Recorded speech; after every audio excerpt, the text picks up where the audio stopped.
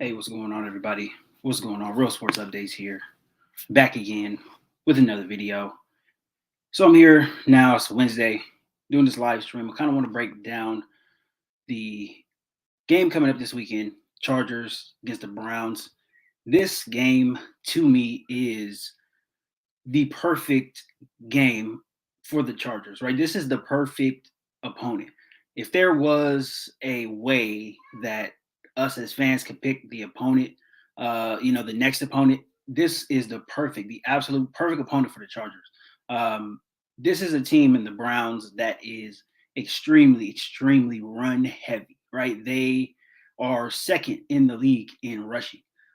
This is a matchup that needs to happen for the Chargers' sake, obviously. But this is a very early season litmus test on where the Chargers are at, not just as a team, but particularly as a defense, right? This is what I'm extremely interested in taking in this weekend. I want to see where the Chargers are defensively, right? We know in 2021, stopping the run game was the Achilles heel of the Chargers, the entire team, right? That was the Achilles heel, stopping the run. The Chargers were not able to do that successfully. And, ultimately it was their downfall, right? And the reason why they didn't make the playoffs last season. This season, though, with all of the upgrades on defense, I want to see where the Chargers are at, right? There have been two 50-plus yard runs in the past 2 weeks, right? One against the Jaguars and one this past Sunday against the Texans. But I want to see where the Chargers defense is, right? I want to see where they are. This is week 5. So now, you're kind of at a point now where teams are starting to really separate themselves or, fall back to the pack, right? The good teams are going to rise to the crop and, the bad teams are going to fall. So I want to see where the Chargers are, right? And this is going to be a very interesting matchup with the Chargers. And like I said, specifically defense. And that's what I'm going to talk about heavy right now. Defense. What the Chargers do defensively. How do they approach the Browns? What is the game plan coming in, right? This is, to me, this is a litmus test for Brandon Staley, right? We heard all of the superlatives about Brandon Staley, how much of a defensive genius he is, yada, yada, yada, all of that stuff, right? We've heard all of that stuff. Now, this is a game where we get to see that, right? We get to see how smart he really is. And I'm very, very interested in seeing that. Shout out Apex Prowler. Salute, set that edge. Yes, sir. Yes, sir. I'm gonna get into all of that right now. Thank you for the super chat. I appreciate that. But as I was saying, this is a Brandon Staley litmus test. This is a Chargers litmus test, but most importantly, a Brandon Staley litmus test. So I'm gonna get into some of the numbers here that the Browns have. So the Browns are fourth right now. As of right now, they're fourth in total offense in the league. Now, this number, that ranking is a little misleading. It's actually a lot misleading, right? Because the Browns are a ball control offense, right? They are not a, shoot it out, go down the field and get into a shootout type of offense. That's not who they are. The Browns are who they are. We know who they are. They run the ball a lot. And that's primarily what they do, right? They win or lose running the ball.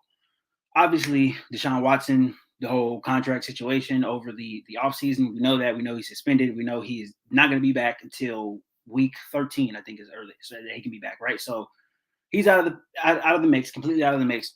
Jacoby Brissett, kind of he's a journeyman backup quarterback, right? He's very capable, but he is a backup quarterback and he is a game manager, right? He's the ultimate game manager, very ultimate game manager. And I think he's capable, but he's not a guy that is going to win you a lot of games. He's a guy that can, manage the game and not lose you games, but he's not going to go out and win you games based off the strength of his arm. So again, that's something I want to touch on as well too. Shout out Robert Seaman. Shout out from San Diego. What's up, man? What's up? How you doing? Thank you for tuning in. Really appreciate that. So Browns, fourth in offense. Again, number misleading, right? 25th in passing. Now, this number is the number that really is indicative of who they are. They're towards the bottom of the league in passing. Jacoby Brissett being a game manager, he is, towards the bottom. They're towards the bottom of the league in passing, but they are second in rushing, right? And this is they pretty much stay, in that area in the rushing game. They have been number one, I think, the past couple of years, or I think they were number 2 last year. I think the year before they might have been number 1. But they've been, 1 to 4 in rushing, right, in the league. The past 3 years, right? They have a two-headed monster. They have the best running attack in the league, right? It's the most consistent as well, too. Again, this is going to be what the Chargers have to deal with, right? And how does Brandon Staley approach this game? If it was me, I'm selling out to stop the run, right? I'm selling out to stop the run. This is what you have to do. And this is what the Chargers really need to game plan for. Sell out to stop the run. You got to bring a safety up. And you got to go single high. You got to go single high this game. You have to go single high a lot of this game because you have to. If you're going to lose this game, if the Chargers are going to lose this game has to be lost because Jacoby Brissett has stepped up, right? He stepped up and he's thrown for 350 yards and 3 touchdowns. If that happens, if the Chargers lose that game and that happens, I will come on this channel and when I do my post game live streams, I'll come on this channel and I will congratulate them. And I won't, obviously I would be upset with the loss, but I wouldn't, just throw everybody to the fire. I wouldn't throw Brandon Staley to the fire because if that happens, then there's really nothing you can do about it. But Jacoby Brissett has not done that in this league at all. He's not done that. He has not went out and won games on the strength of his arm. For Jacoby Brissett to win games, everything has to be perfect. You can't have any, drop balls, to any receivers. The run game has to be working at an A+ level. Defense has to be there. Everything has to be there in order for Jacoby Brissett to win games in this league because he is a backup. He's a backup. We've seen that, right? We've seen that. The Colts try to make him a starter. He's just not that. He's not that guy. He is a backup. He can come off the bench if your starter gets a cramp or a twisted ankle or something like that. He can come off the bench and he can lead your team to a victory, right? Off the bench, though. He's not a starter in this league. And I think that's the most important thing that, I need to convey. He's not a starter in this league. He's not a starting quarterback. He is a high-quality backup quarterback. So the Chargers really need to treat him like such. And, you cannot overreact. If there's any big pass plays in this game by the Browns, I don't think the Chargers can overreact to it. You got to go single high, man. You got to bring the safety down, and you really, really, really have to put the pressure on Jacoby Brissett, and you have to put the pressure on the Browns' offensive line in pass blocking. They are fantastic, excellent run blocking. Pass blocking, they're a little so-so, right? And Jacoby Brissett is a guy, he doesn't make a whole lot of mistakes, but he can make some mistakes when he does try to do a little bit too much, right? He's limited. He's very limited in what he can do. He's got an okay arm. He can move okay as well too, but he's limited. He's a backup quarterback. And, when he plays, you can tell that he's a backup quarterback. So his stats for the year, he only has 830 passing yards, right? Those are not great numbers, right? We've played 4 games. Justin Herbert has 400 more yards than him, right? Still playing the same amount of games. 830 passing yards, 4 touchdowns, 2 picks, right? And his rating is, below average. So he's not a guy that is going to come out and wow you. So if the Chargers can, if they can make this guy go out there and try to make a lot of plays, and I think if you don't even watch the game, right? If you don't watch the game and if you check the box score without looking at the scores, you will be able to tell if the Chargers won or lost, right? Because if I don't watch the game and I check the box score without looking at the score when the game is over, and I see Jacoby Brissett has 35 passing attempts, 35, 40 passing attempts, this probably means that the Chargers won, right? Nick Chubb has 15 to 16 attempts and Kareem Hunt maybe, 7 to 8, whatever. This is going to be indicative of a Chargers win for sure because they're going to be playing from behind. So you can tell this is one of those games you can tell who won or lost with the box score. So that is going to be extremely important. And for me, Brandon Staley, he has to be selling out. His plan has to be to sell out and stop this run. Stop the run as best as you can, right? And as far as the numbers go, these guys, they're going to put up their numbers because they do have a two-headed monster. So if they go for over 100 yards, it's not going to be the end of the world. But what the Chargers have to do, especially situationally, right? They have to get the Browns into 3rd and longs. If they get the Browns into 3rd and longs, right? 3rd and 5+, right? 3rd and 7, 3rd and 8, whatever. If they're able to do that, because the Browns are going to run it 1st and 2nd down. You can bet your ass they're going to run it 1st and 2nd down. If you're able to get them in those passing situations, those obvious passing situations, the Chargers are going to be in good shape. They're just going to have to get off the field on 3rd down. I feel very confident this week. This is the first matchup for J.C. Jackson. Really the first kind of marquee matchup, I guess you would say. I don't think Amari Cooper is one of the – I mean, I guess you could say maybe he's top 10, 12 receiver in the league. But this is really the first matchup where J.C. Jackson can come out and say, this is their number one. This is a legit number one guy. I'm going to be on him all game long, right? He hasn't been able to do that. When it really wasn't able to do that last week against Houston, they don't really have a number one guy. And the game against the Chiefs, they don't really have a number one guy either. They're kind of doing it by committee. But Amari Cooper is the best, pass catcher on that team. So he's going to go out, play man-to-man. He can travel with him, pretty much try to shut him down the entire game, right? Then at that point, you got to worry about the bit players, right? After you get to David Njoku, once you have a plan for him, then, they're kind of, you have to go Donovan Peoples-Jones. I can't remember what the other wide was. I think it's Anthony Schwartz or whatever. Those guys are not big number guys, but they can make plays. So if the Chargers are going to lose, those guys have to have big games, right? Which they haven't had big games yet this season. They're going to have big games in order for the Browns to win. And again, if that happens, and if Jacoby Brissett is able to get the ball there in an accurate fashion, an accurate manner, and he's shredding the Chargers defense, there's really nothing you can do about it, right? Because the plan to stop the run, that's what the Browns do. 25th in passing is not a good team. And again, 4th in total offense, that is a very, very misleading number. So you can't be second in rushing, 25th in passing, and have the legitimate 4th total best offense in the league. It just doesn't make sense, right? It doesn't make sense from that standpoint. So, it really behooves the Chargers to really, really stop the run. It really does. Let's see. Tillery cannot play in this game. Absolutely cannot. Yeah, he's not a good run. That's not his. That is not what he does. He's not a run player.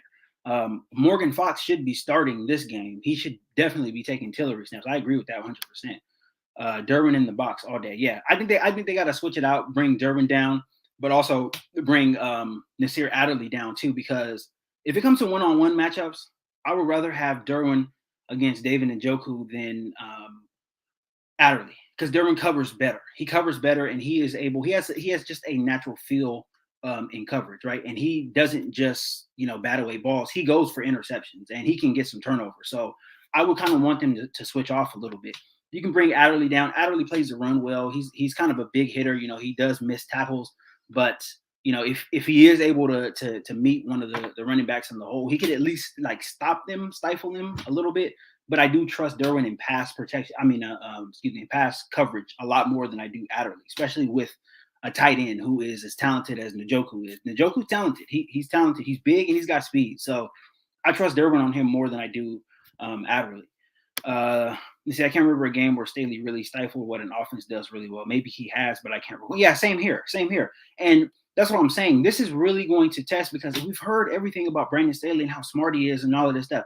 If he doesn't come out and sell out on the run with this Browns team, if he doesn't come and sell out and make Jacoby Brissett beat him, he's not that smart to me.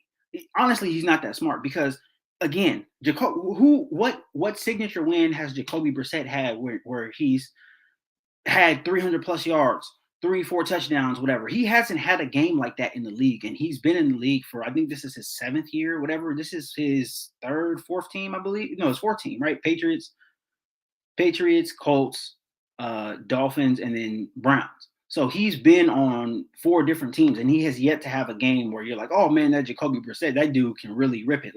No, he's a backup. He is a game manager, and that's what he does. So if you don't put pressure on him to really go out there and really win the game on his arm, then you're just not a smart coach. You're not a smart coach. You got to sell out. The Chargers have to sell out. They really have to come out. They're down line. They have to have 4 on the line of scrimmage, I believe, right? You normally it's the 3-4, whatever it's in that. You got to have 4, and you got to have 2 guys in the one technique, I believe, because the teams who play the 4-3, they have the best run success against the Browns normally, right? We came out in this last season, and obviously the defense wasn't the same as it was last season, but this alignment, how they lined up, and I was at the game last year, the Browns ran all over it because the Chargers they didn't have the guys to double gap. When you have 3 guys on the line of scrimmage, they have to I know it as long timing. Long timing means you have to cover two gaps. You have to cover A and B gap. And if you don't have the guys that do that, or if the guys in there are tired or whatever, there's going to be a gap that is wide open. And Nick Chubb and Kareem Hunt, they have very, very good vision. They're going to hit those holes very, very fast at a high rate of speed. And even if you do stop them and get them down, they're picking up 5 to 6 yards a carry, at least. So you got to have 4 down. And if you have 4 down and if you have 2-1 techniques, right, you're going to be able to cover the gaps a lot better, in my opinion. And this defense allows for that. The 3-4, you can kind of switch and you can kind of bring somebody up. You can push people back. There's a lot of flexibility with this defense when it's ran properly, right? I don't think Brandon Staley is running it properly, but there is a lot of flexibility with it. So if the Chargers come out in that different front, that's obviously going to be something the Browns have not seen from the Chargers yet on film. So they're going to have to adjust. And they're going to have to go to the air a lot more because those gaps, those both B gaps are going to be covered, right? And the only way they're going to be able to get through is an A gap, right? And then you have a linebacker come and fill. So the run game would be, I don't know if it'd be stopped completely, but the front, just the defensive front would be a lot more difficult for the Browns to run on. So if Staley doesn't do any of this stuff, he's not that smart to me, just to be honest. It's about keeping the Browns carries low. Chubb between 15 and 20, Hunt between 5 means Chargers are up big. Right. Because they want to run the ball a lot.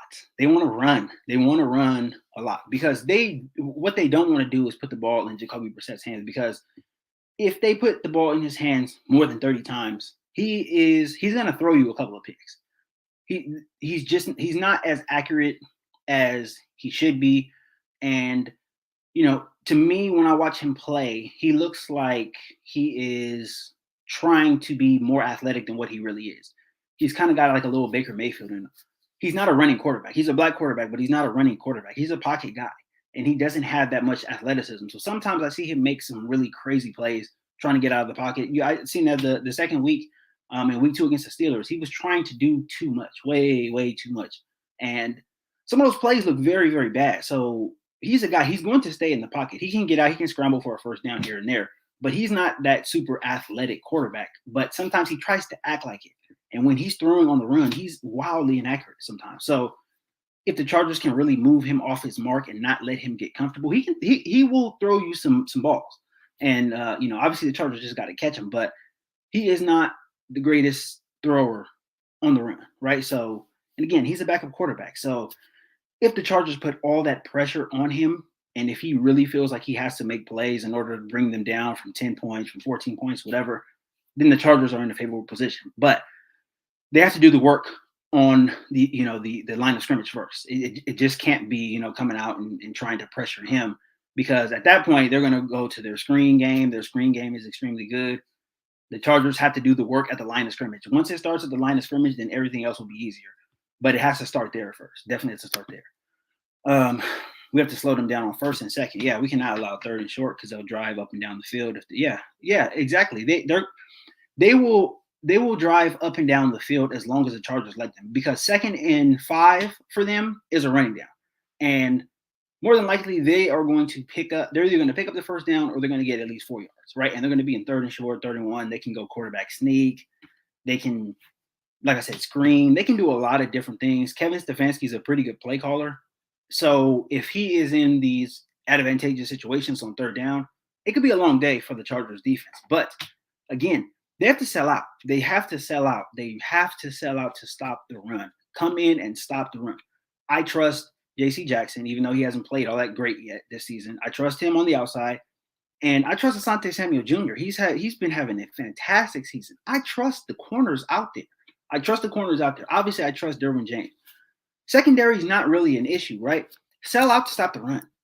And again, if Jacoby Brissett beats you, you shake his hand after the game, right? And obviously, you're not okay with losing. You're not going to feel great after losing. But you can put your head up on the plane and say, hey, we stopped what they did best. This guy just had the best game of his life, right? A game that he'll probably never have again. There's nothing you can do about it, right? Sometimes it just happens. But you cannot come into this game with them having this big-ass sign on their foreheads. We run the ball. That's what we do. And that's the last 3 seasons. That is what they've done. So there's no surprise in this. There's really no surprise in what they do. everybody knows what the Browns do. And if they do what they do well, they will win. And basically, that's all it boils down to. If you let them do what they do well, if you let them have their strength, they're going to beat you. So the key is not letting them have their strength. This is a very elementary thing. But again, I want to see Brandon Staley do this because I've heard so much about how smart he is, but you cannot, the Chargers cannot come out and allow 150. If they give up more than 150 rushing yards, I think they're probably going to lose unless Herbert pulls some rabbits out of the hat, which he's done before, and he did it last year against this very team just at home. But you got to take away something, man. The defense has to take away something. He can't just walk around writing on his paper on the sidelines. Do something. Put something in this week. Come out in a different front. Do something different, right? Confuse these guys. Confuse them. Again, Jacoby Brissett is a backup quarterback, right? What if you come out? He's been watching, tape of the Chargers. He's been watching tape of all 4 games, right? He's looking at the defensive fronts. He's been watching that. What happens if you come out in something that he's never seen before? How is he going to react to that? Probably not favorably, right? He's probably going to start checking into stuff that he shouldn't be checking into if he does have that freedom with Kevin Stefanski. But it's going to be something that he hasn't seen, and it's going to confuse him. And it's going to take him a while to get used to what he's seeing, right? Especially if he hasn't seen it on film in all 4 games. It's going to take him a while. And by the time he gets semi-comfortable in this game, the Chargers could be up 14-0, 17-0. Then at that point, it's a Jacoby Brissett game. So come out with something. You can really, really, really scheme a win. And the great head coaches can scheme wins. I've seen Bill Belichick do it a million times. This is where you make your money. This is where you get your reputation. You can't just be the analytics guy and all of this stuff, smartest guy in the room stuff. It has to show up on film. I want to see this from Brandon Staley. I want to see this on film. If it doesn't show up, then again, I am going to keep and I'm going to continue questioning if he knows what he's doing as a defensive head coach, right? You are a defensive head coach. Get the defense right. Get the defense right. There's a lot of talent on this defense right now. So you can't just take credit for it because there's talented guys everywhere. No. Scheme something up. Scheme something up. Put the talent in the positions that they need to be in to stop these guys. That's what we need to see. If we don't see it this weekend, I'm really going to question. I've already been questioning Staley, but I'm really going to question. Does he know? Is he even an X and O guy, or is he just a used car salesman? Because this is easy. This is easy. I got friends who coach high school football that can scheme up something to stop this Browns running game, or at least to slow it down and to make Jacoby Brissett try to beat you, from the pocket. I got friends who coach high school football who can come up with something. If he can't come up with this, if he can't come up with the plan, with the viable plan, that's not hard. You can put this in. They don't even need to practice this on the practice field, really. They can put this in, when they're doing a walkthrough at the hotel on Saturday night. They can easily put something in for that. They don't even need to practice it.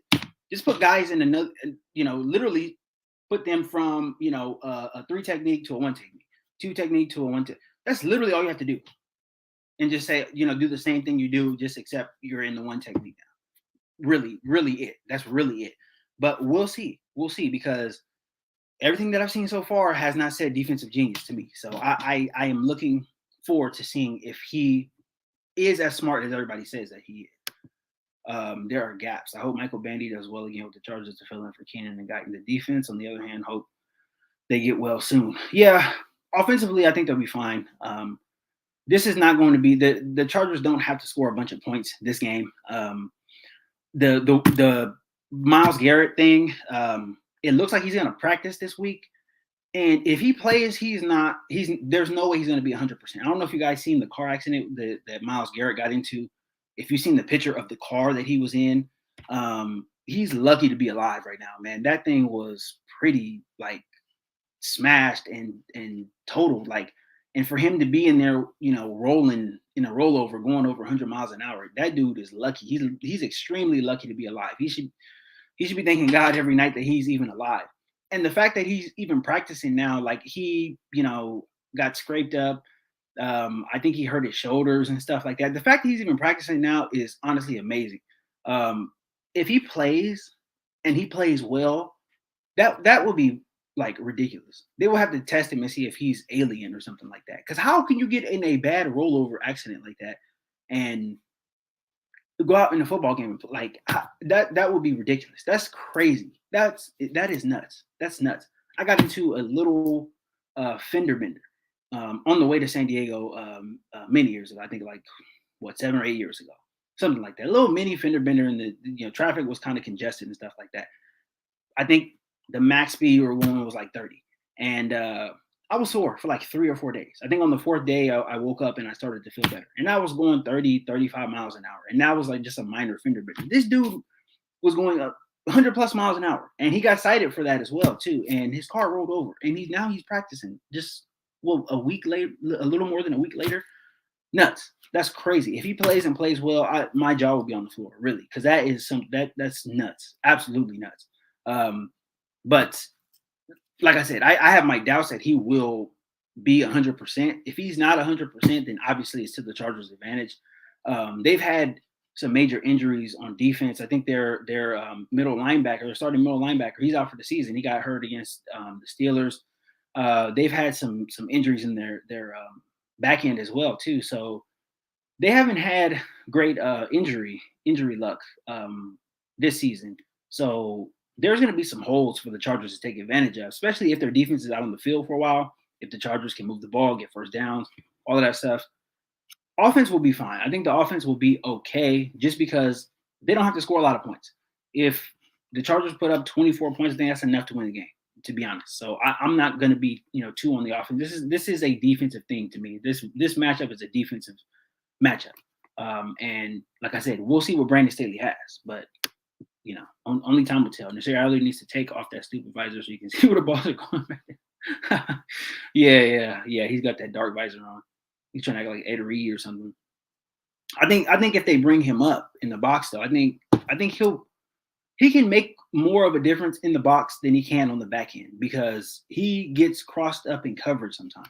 That touchdown that J.C. Jackson got burned on against the Chiefs a couple weeks ago, that was his fault. He should have been in the deep middle of the field, but he reacted to Kelsey's route, came up, and J.C. Jackson played it like he had help over the top, which should have been there, but it wasn't there, and he got burned by a special teams guy for a touchdown. So, obviously, if that touchdown isn't there, then it's a different ball game. The Chargers potentially win, but just little lapses in coverage like that can lose you games. So, again, I trust Derwin James more. I know Derwin James does more, closer to the line of scrimmage and stuff like that. But if the Chargers are really gonna, pressure the Browns and really set out to stop the run, I trust Derwin James in coverage more than Nasir Adderley. I really do, especially against a good tight end. So let's see.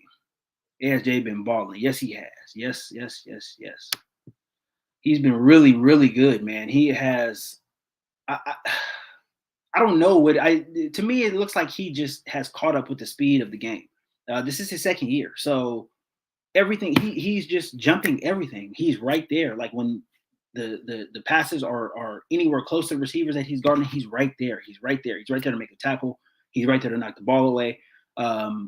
He's impressive. He's really, really, it seems like it's starting to click for him. So he's going to be a very, very good player, I think, for a very long time. So definitely make Brissett beat us. If he does, I tip my hat. Exactly. Because that's all you can do if Brissett beats you. You tip your hat because you know that the following week, whoever else they play, he ain't going to beat them. So, and that's, if he was a guy that was, capable of that, then he would have been locked down by one team. But he keeps going from team to team to team. So we know that he is a journeyman. He's a backup. He's a backup guy. And again, he's capable of not losing you games, but he's not necessarily capable of going out there and winning you games, especially if, they get down by more than one score, then really the pressure's on him to really go out there and almost play perfect football, right? Make the right reads, right? Make really accurate throws, right? Slide his protection from left to right or whatever, be able to read defenses and be able to read defensive fronts and all that stuff. That's a lot for a backup to do. And I don't think that he's capable of it, to be honest with you. Maybe he is, maybe he will be this weekend, but his career says that he is not capable of that. So I feel very, very strongly about the Chargers stopping the run and making this guy beat you. Make him throw it 45 times, right? If he throws it 45 times, the Chargers are going to have at least 3 picks. He's going to throw you at least 3 balls. So the more he drops back and throws, the better the chances the Chargers have to win this ball game. Let's see. Kelly needs to get more reps this game. Defense really needs to stop the run this game. Yeah, I think Kelly needs more reps, definitely. Especially if the Chargers are up in the second half, right? They have to get Kelly the ball more, right? If you get Austin Eckler going, Kelly has to be in getting the ball. The Sony Michel stuff is just ridiculous now. It's ridiculous. He has no burst. He just doesn't have anything. And like, I know, yes, he has 2 rings, right? And you can never take that away from a player, and I would never try to. I respected, he was a contributor on 2 Super Bowl teams, right? He didn't just sit the bench. Definitely credit to him for that. But this team here that the Chargers have, right? This is not a team that is, it's not a team that has a coach that is like a ready-made like Super Bowl contender right away, right? The Chargers still have a lot to learn as a team, right? They have to learn how to win. And once they do learn how to win, they have to learn how to deal with success and all of that type of stuff. So they're not just a shoe-in Super Bowl type of team, right? They are a contender, right? They're a Super Bowl hopeful, but they're not just, just shoe these guys into the Super Bowl because they haven't learned how to handle success. They haven't learned how to play well with the lead, right? They haven't learned how to just do little things that Super Bowl teams do. They still haven't done it yet. So they still have to develop that yet. Sony Michel is a guy who needs to be on a team that is like ready to compete for a Super Bowl. Like he would serve more purpose like on the Bills or I don't know, maybe the Chiefs or somebody like that. Like the Chargers still need juice. They need juice out of the backfield. You can't just hand it to a guy and be like, okay, he's not going to fumble. He'll get you 2 yards, but he's not going to fumble. Like, no, that's not good enough. They need juice. And Josh Kelly, as it looks right now, he gives the Chargers juice when he comes in. He runs hard, and he's a guy that, if the play is blocked up right for him, he can break a big run for 30, 40 yards, whatever. He's got the speed, he's got the explosiveness to do that. And you need that threat. You need that threat. You don't just need a guy to come in and hold the ball and just not fumble. That's not good enough. It's just not good enough. And it's not going to get you to the next level as a team. You can have guys like that on your team, and, they serve a purpose. But for a young team that is really trying to find its way and really trying to submit itself as, a real contender, you need guys that are really going to contribute, right, at the highest level that they possibly can. Sony Michel is just not a guy that's going to do that right now. He can help a team out on a Super Bowl run in the playoffs or something like that, but you need more juice and you need more production out of that spot, especially the way the Chargers have been running the ball, dead last in the league in running. So, they need guys to get in there and give them juice when they have the ball. And Sony Michel doesn't do that. He should be the third back on this team, right? He should be the third back.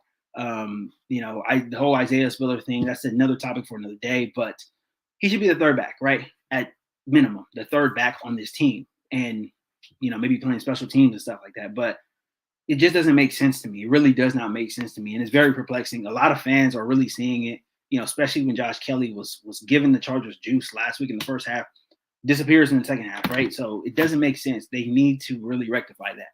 And they got to rectify that soon because the longer they let this go on, the more stupid they look. And, you don't want to look stupid as a coach. You really don't. And Brandon Staley's made enough mistakes already in this season just throughout these 4 games. Give Joshua Kelly the ball. Come on, man. Make Chubb run outside and take Jacoby out of his rhythm. Yeah. You want to make him run outside, but you want him to bounce the inside runs outside, right? Because they can run outside. They can run off tackle. They run off tackle very, very well.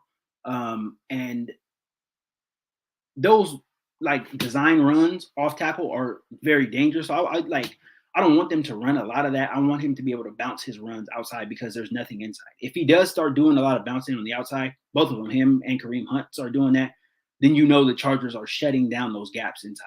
So all you got to do is really, guide the guy to the sideline and, either do that or make a tackle, right? Just really try to shut it down because that means the run lanes are not going to be open if they're bouncing everything to the outside. But, as far as they have a lot of counter plays, they have a power running game. So their counter plays off tackle, extremely dangerous. those really got us last year. And I was at that game. I was like, oh man. And you can see it. They're slow developing plays too, but their offensive line is so good that it doesn't matter. As soon as that tackle comes back around, he's just wiping people out. So I think they scored 2 touchdowns on that last season. So I do want them to bounce the inside runs on the outside. As far as the outside runs go, they got to set the edge, right? Khalil Mack, Chris Brown, they have to really set the edge and funnel everything back inside on those runs. But yeah, I get what you're saying. We should give the Browns a 3rd round pick for Hunt. Nah, for Kareem, I don't think so. The Chargers are not going to, any running back that they pick up is just not going to change the running game. This coaching staff is not committed to the running game, and that's where it starts first. It doesn't matter who you have in the backfield. If you're not committed to the running game, your running game is not going to be good.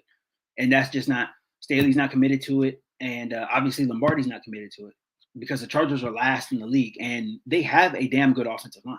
So offensive line's not the problem. Running back's not the problem. It's the philosophy of the coaching staff. They just don't respect the run enough, and they just don't want to establish the run enough, which is stupid, right? You have Justin Herbert. Yes, you have him.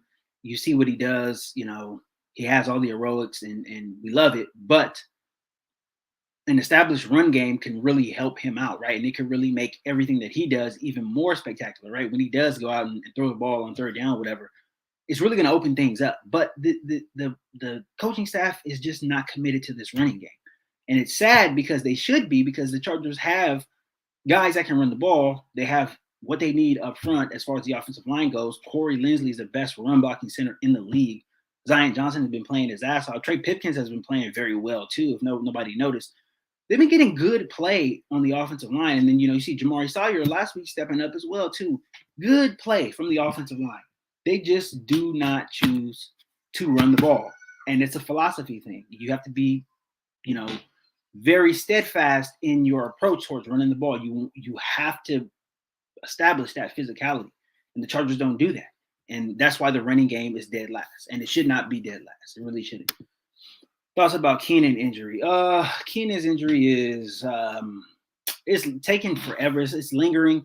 But, my dead honest opinion, and I was thinking about doing a video about this maybe later in the week, maybe sometime next week. But this reality that the Chargers are in right now, they're going to have to get used to it. Because I was going to go over Keenan's contract numbers and all that stuff. He's making $20 million this year. I think $20 million or like $21 million, whatever it is. But he's one of the highest paid receivers in the league.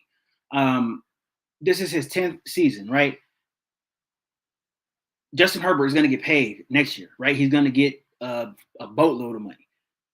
They're going to have to choose between Mike Williams, Keenan Allen, right? Somebody is not going to be on this roster when Justin Herbert gets paid, right? They're going to have to find the money to pay him going forward. So this is going to be the reality, I think, going forward, right? Without Keenan Allen. So the Chargers are going to have to start preparing for that reality, especially if you expect most of the guys back next season. This is what's going to happen. You're going to have to win without Keenan Allen, right? And the Chargers, do they address it in the draft coming up, the 2023 draft? Maybe. Do they try to fill it in free agency or something? Maybe. But somebody is not going to be on this roster. And I think Keenan Allen is probably going to be the guy that they possibly go away from, right? Just because he's over 30.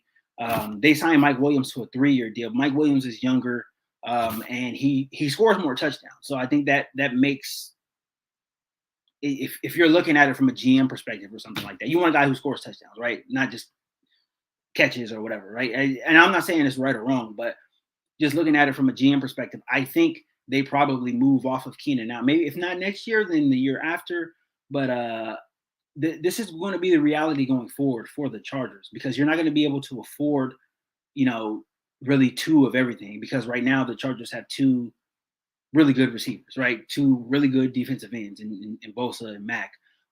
You have Rashawn Slater after next season. He's going to be up for an extension at the tackle position. So they're going to have to start making these moves, especially with Herbert. He's going to get that money. He's going to get paid. It's going to be 40+ million, right? Maybe even 50 million. I don't know. I don't know. He's going to get whatever he wants, though. Pretty much whatever he asked for, the Chargers are going to have to give it to him, because you can't play games with that. You got to have your quarterback locked in, especially with all the numbers that he's putting up, everything that he's been able to deal with and navigate through, since he's been a rookie. He getting paid. So the Chargers are going to have to go without one of the receivers. And I think that they picked Mike Williams just because he's younger. And I think that they maybe feel like they can, replicate Keenan Allen's production maybe somewhere else, right? Maybe they can get 70 catches from, I don't know, maybe Josh Palmer.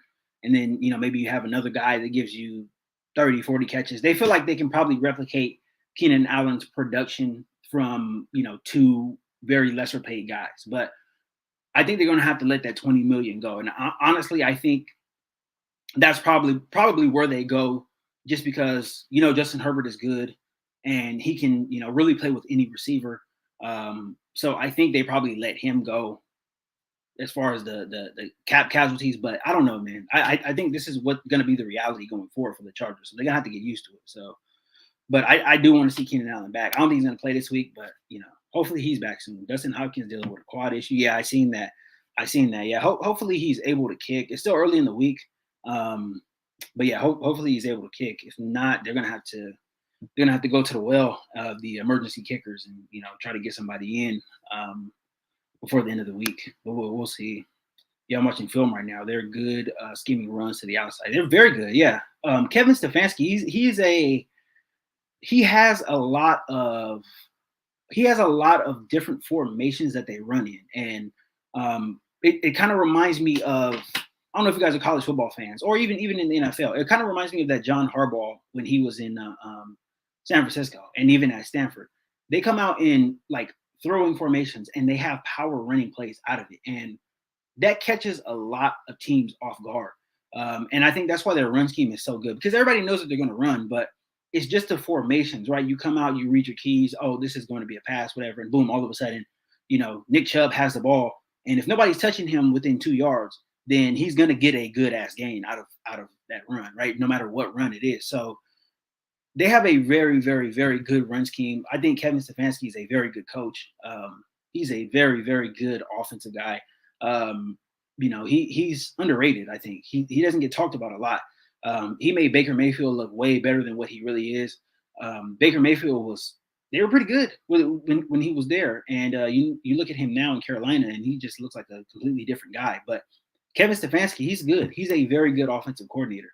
But I guess you can say he's a pretty good head coach at this point now too. If the Browns don't make the playoffs though, there has already been rumors about them letting him go and all that stuff. If they let him go, I mean, that would be stupid. But I mean, the Chargers, I would take him as offensive coordinator definitely over Joe Lombardi. So no, he's very good. He's a very, very good offensive mind. He's underrated. He doesn't get talked about enough. I feel like they've been committing to the run, but the design is just not good. Not really, because I think if last week was a test for me, for Joe Lombardi, right? You're going up against one of the worst teams in the league. You run the ball until they stop it, right? You get 5 and 6 yard gains. Run the ball until you stop it. And I was looking for him to do that on at least one of the series, right? When the Chargers are up, when they go up by what was the score at halftime, right? 20-7 or whatever. Come out, run the ball. Run the ball, run the ball, run the ball. You get a first down, keep running the ball. You keep running the ball until they stop it. It doesn't matter how many runs in a row it is, right?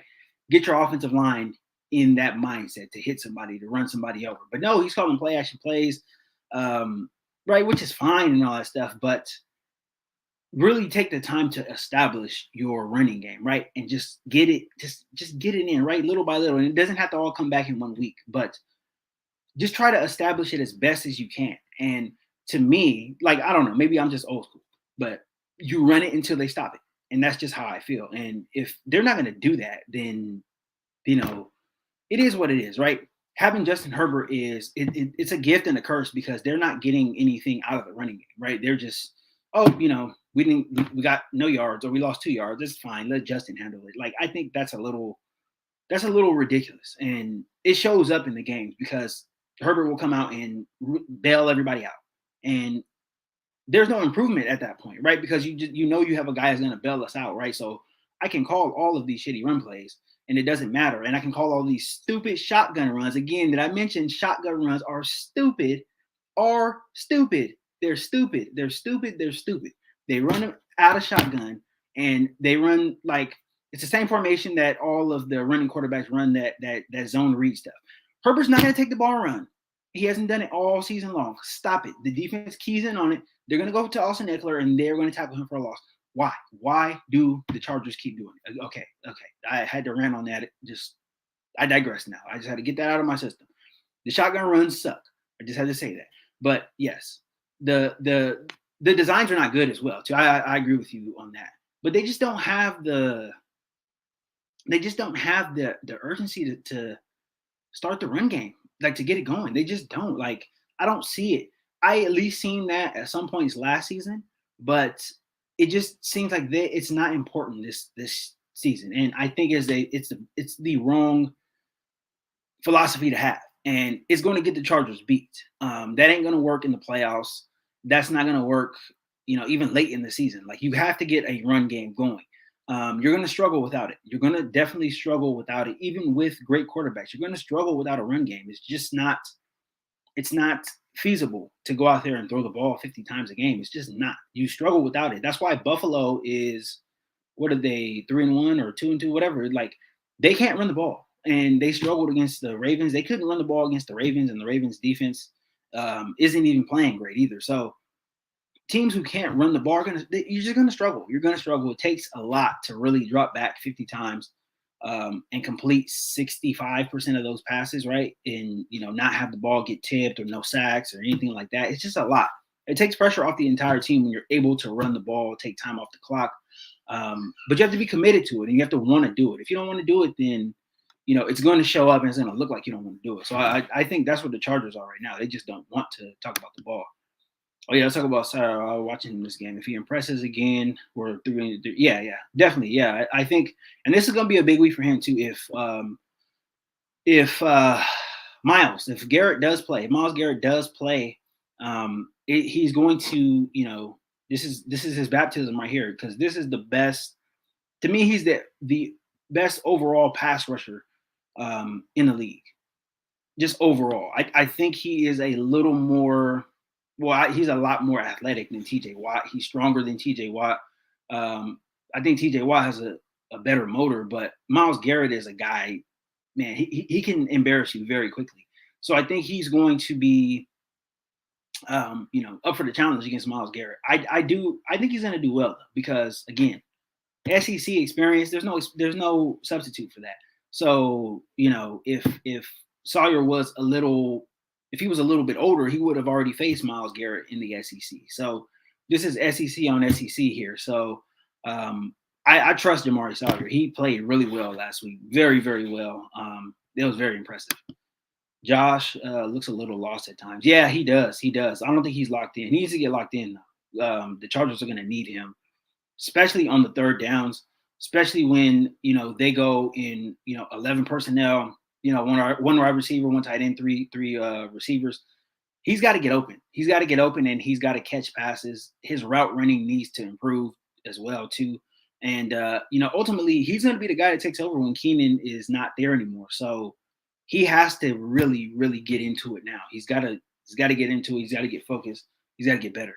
I don't think you can replicate what Keenan Allen does. Yeah, no, I'm not saying you can replicate what he does, but just looking at it from a pay standpoint, right? With how much money he makes, he makes 20 million, 21 million, whatever it is, right?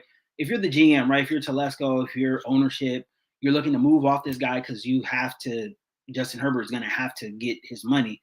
You're looking at what he does, right, in a year, right? Let's say 100 catches, 1,100, 1,200 yards, and 6 or 7 touchdowns. What they're going to be looking at from the front office is saying, okay, we like Josh Palmer. We think he's capable of catching 70, 75 balls, right? And, maybe we'll draft a guy who can come in and catch 30, 35 balls, right? So they're just adding up the receptions, right? They're not taking into account the effect that he has or the relationship that he has with Justin Herbert. They're just looking at it from a number standpoint. And, how much money he's making and all that stuff, right? And obviously, most veterans don't go for the pay cut. I don't know, maybe Keenan will go for a pay cut, but Most guys don't. So I'm just gonna assume that he doesn't want to take a pay cut. They're just gonna look at the production, the receptions, the yards, the touchdowns, and they're gonna say, oh, we can replace that with Josh Palmer and rookie from wherever, right? I don't know, from you pick a school, pick a good receiver from any school, right? That's what the front office is looking at. They're just looking at the production. They're not looking at the man. They're not looking at the leader.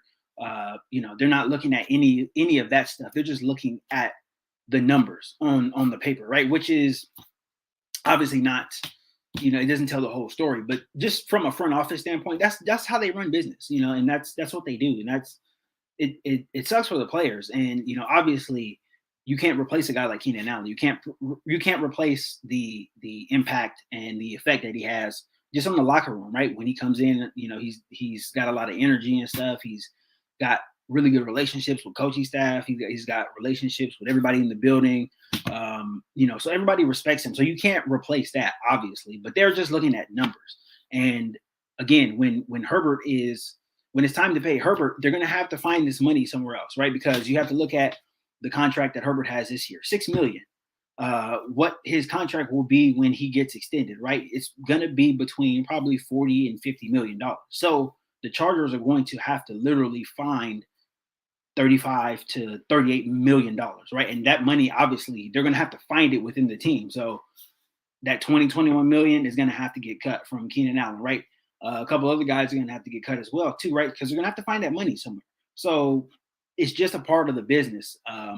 Obviously, you can't replace what he does, but it is something that the Chargers are going to have to think about going forward. They're going to have to play, without Keenan Allen, presumably, right? If he doesn't want to take a pay cut, maybe he does. Maybe he likes where he's at, and maybe he does want to take a pay cut. If he does do that, then that would be, outstanding. But I'm just working on the presumption that most veteran players do not want to take a pay cut. So, and especially a guy as productive as Keenan Allen too, he's probably not going to want to take a pay cut because, yes, he's injured right now, but if he wasn't injured, he's going to have another 100-catch season, over 1,000 yards. We know what he does, right? We know what he does. But just from that standpoint, the ownership, the front office, when it comes to money and all of that stuff, they're going to be looking at that type of stuff. So that's what I was pointing out right there. But yeah, no, you can't replicate what Keenan Allen does. Yeah, you're correct. I noticed they went back to running left. We were far more successful last year to the left, apparently far better to the left this year, even with Slater out, we're still better. Yeah, because Matt Filer he's big. Jamari Salyer is big as well, too. Those guys, they just move people out of the way. They're both over 320. So those are big dudes. So, if they're able to clear some space out to the left, and then you have Corey Linsley, sliding to the left as well, too, especially when they run left. Yeah, you've got the best run blocking center in the league, and then you have two big ass guys right there on the side, and then if they're running some counter stuff, then you can have a tight end going that way, or if Horvath is in the game, then you got him going. So yeah, they can clear out some paths going left. They ran left a lot last season. That's where the money was last season. It was left. It was behind Filer and behind Slater last year.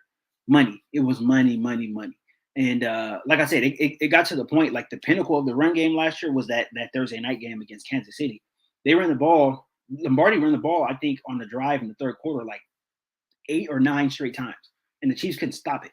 They couldn't stop it at all. And they knew it was coming. And the Chargers were in power running formations, and they still couldn't stop it because they were really moving people out the way. So they need to get back to that at some point this season.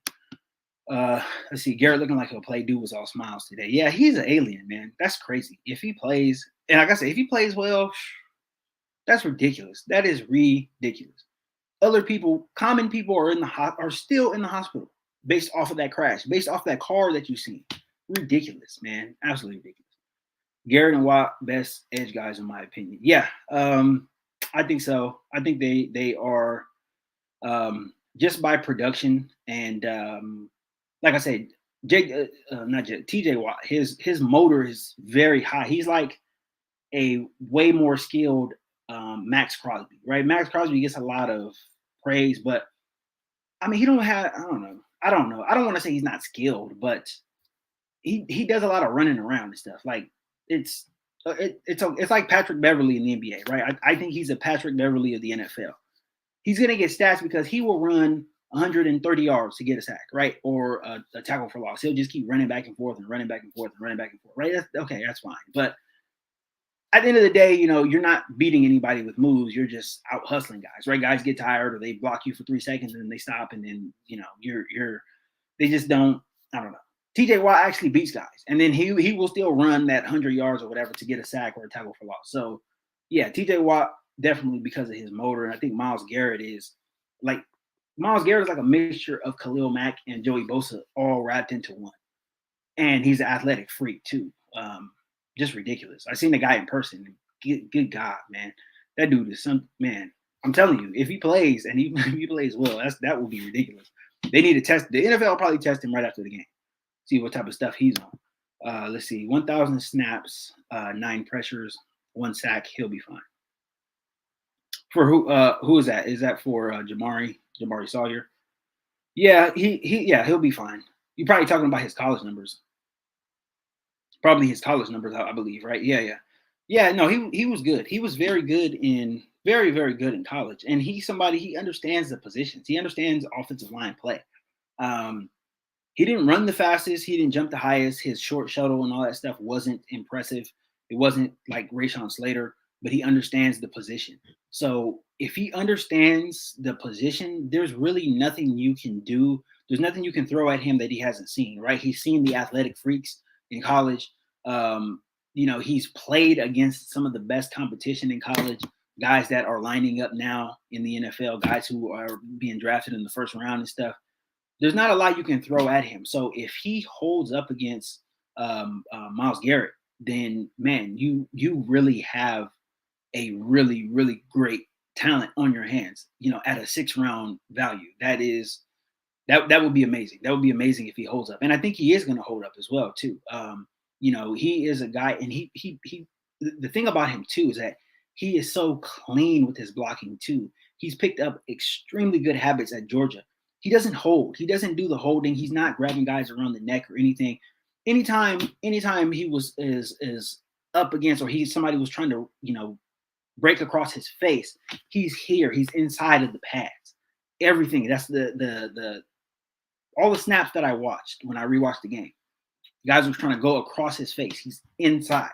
And I noticed that. It's like, damn, he picked that up at Georgia, because all the Georgia offensive linemen kind of play similarly to that. They don't get a lot of holding penalties. Practice must be hard as hell, because they are in the games really, really playing very fundamental offensive line like that. They must practice very, very hard. They must practice very well. Whoever the offensive line coach down there in Georgia is doing a very good job, because he's putting NFL ready linemen in the league. Very, very clean blocking, extremely clean blocking. None of the bad habits, no turning guys or any of that stuff. He's right there and he's moving his feet. Like textbook stuff that if you're teaching a class, if you're teaching other offensive linemen, you would put on that tape. You put on that tape against the Houston Texans. Very good stuff, very clean stuff with no ambiguity as well. The refs are not looking at that and saying, "Oh, is it clean? Is it clean?" No, they see his hands and they see his movement, and he's moving guys. He's really moving guys out the way. That was extremely impressive. And to do that against any team in the NFL, it's very, very, very, very impressive. He's NFL ready. That's all you can say. He was drafted in the 6th round, but he's NFL ready. Georgia is producing really good linemen. Look for that. They have a couple more linemen coming out this year too. Very good college program.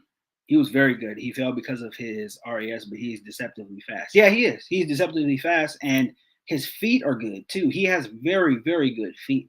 His footwork on all of the passing downs, extremely good. And that's the thing. You don't like all of these measurables and the combine and all of this stuff. Like it's great to see. And yes, and you have guys who are doing freakish things and the DK Metcalfs and all of that stuff. But these guys get ignored all the time.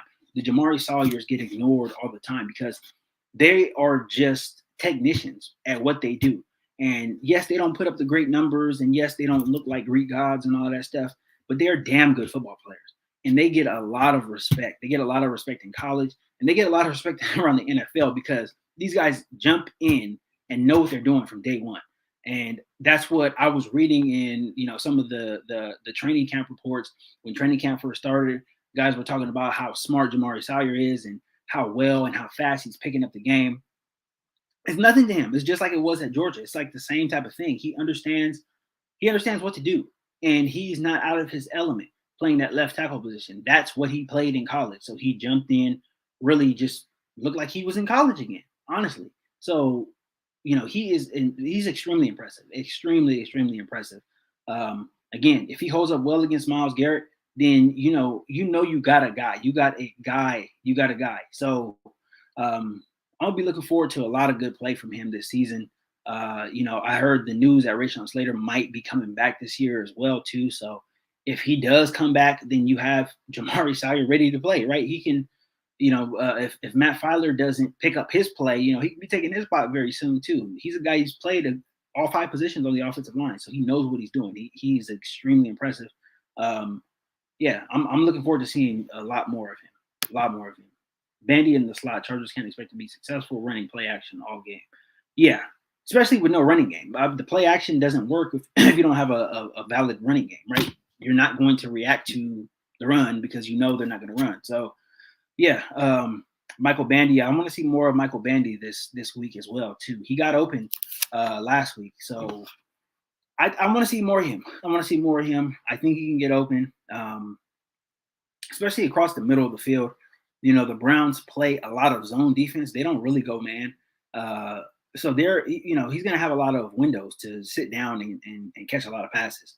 If the run game works and if the play action game is able to, if they're able to just at least react to it, then I think he can, really sit in zone pass in zone coverage and, take a lot of those passes because he looked good last week. He had 2 very good catches. He understands what he's doing. He understands the position. And, he looks like he is developing like the little subtle nuances of the position as well, too, right? If he develops, real chemistry with Herbert, then I think he can be a impact player going forward. But we'll see what happens. Hopefully the Chargers keep him up. It doesn't look like Keenan Allen's going to play, so I think they do keep him up for this week. But, yeah, I want to see more Bandy, too. So yeah, man, I've been on here for about an hour. So I just want to come on here and just give my breakdown of what the Chargers need to do. I think it's very, very clear. They need to stop the run. We all know they need to stop the run. And if they do that, if they stop the run, if they're able to stifle the run enough and make Jacoby Brissett a passer, they're going to win the game. And I think they win the game going away, right? I think they win it handily. But again, this is what Brandon Staley needs to show. He needs to show, can he do this? Is he cut out for this?